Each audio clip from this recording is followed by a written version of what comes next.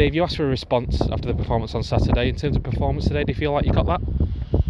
Yeah, I thought it was close to a perfect away performance. It just lacked that or enough quality to get us in front. And over the course of the game, I've just looked at what the stats were, and you can, I suppose, look at maybe what expected goals from the chances we've had there. I would expect us to score. The stats don't say that, but Miles was obviously at the bar from a post from a free kick. He's then had a strike from distance that, again, you'd expect a keeper to save unless in the top corner. Cass has had a free header, which is a real chance. And we've had a little bits in the first half, and then second half, Bernard's had an absolute sitter where he decides to square it for some reason. And then there's that last moment at the very end where Powley gets in down the side and Sauce is free in the middle, and you probably wouldn't want a better combination in our team, if you like, in terms of involved in an opportunity to score a winning goal. Unfortunately, Powley misplaced his pass and puts it too close to the keeper.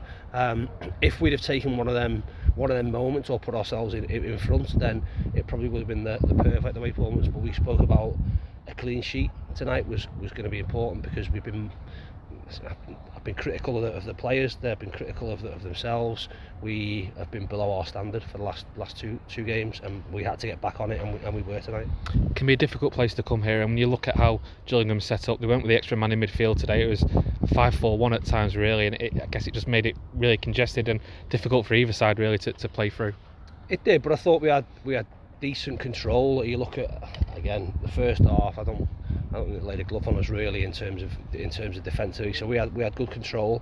We had good moments and good opportunities. We just didn't take one of them.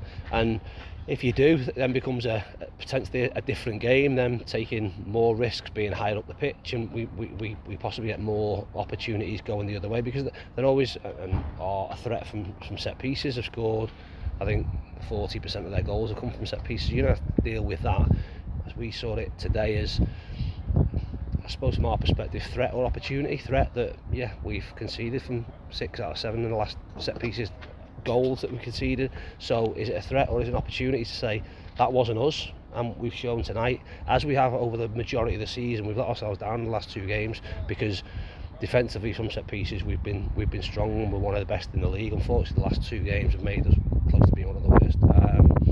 And you then the questions are asked,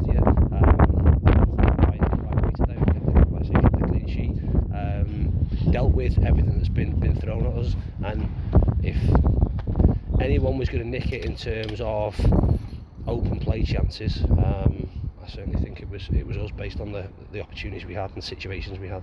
As you said, by far the better team in the first half, and key to that really was Miles Hippolyte coming in for his first league start of the season, playing at right wing back. How do you think he did today? Yeah, fine. Again, consciously, probably more than anything else, made the decision that regardless of what happened Saturday, really, we're going to make changes tonight, because I just felt last Tuesday we were flat. So again, if my maths is right, there was 8 starters tonight that didn't play 90 minutes on Saturday, or played 45 minutes less on Saturday, and I think that give us energy and give us impetus. Miles, we knew that they'd play with a back 3, a back 5, and I suppose from our perspective simplified our roles. It's wing back against wing back.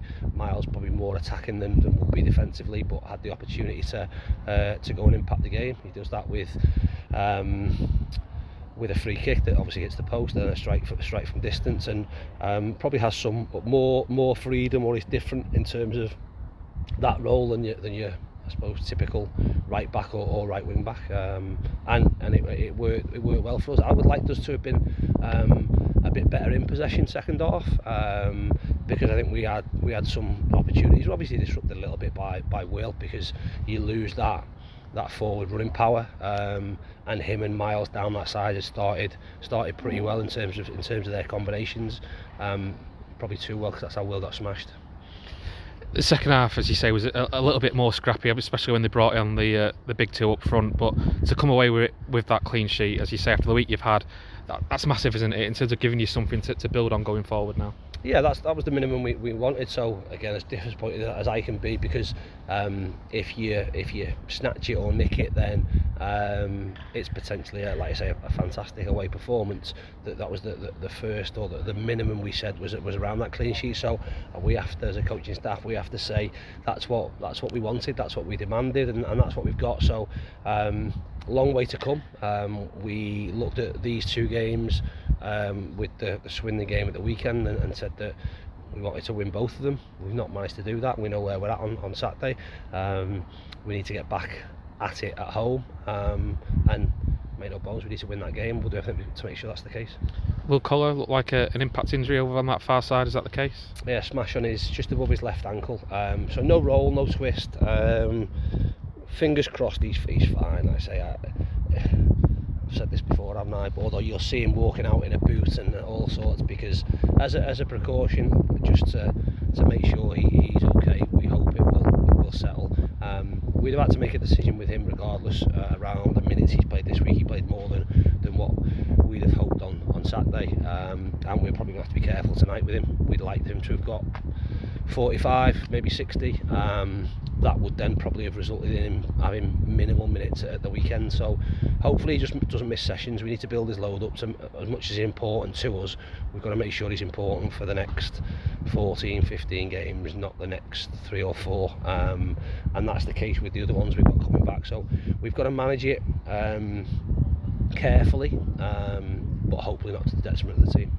Another real positive, of course, was to see Ethan Pye travelling with the first team today. Speaking to him before the game, he seems chomping at the bit to get back. How far away is he realistically? Listen, I asked a question to the performance team after the game on Saturday around him being involved.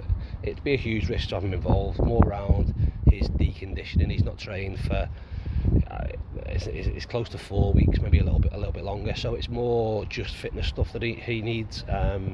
He's done a session at Carrington this morning, travelled down with Lando and some other players. We're staying over tonight. We'll do a session on the way home tomorrow, which he'll be involved in. And then with him, we'll potentially get another session into him Thursday, or then on a day off. And the weekend possibly. Not, like I say, not a risk in terms of the injury, a risk in terms of the lack of training that he's done and the I suppose the state of him fitness wise. But he's obviously keen to get back involved, and we're keen to have him back as quickly as possible. Appreciate your time, babe. Thank you. Welcome. Cheers.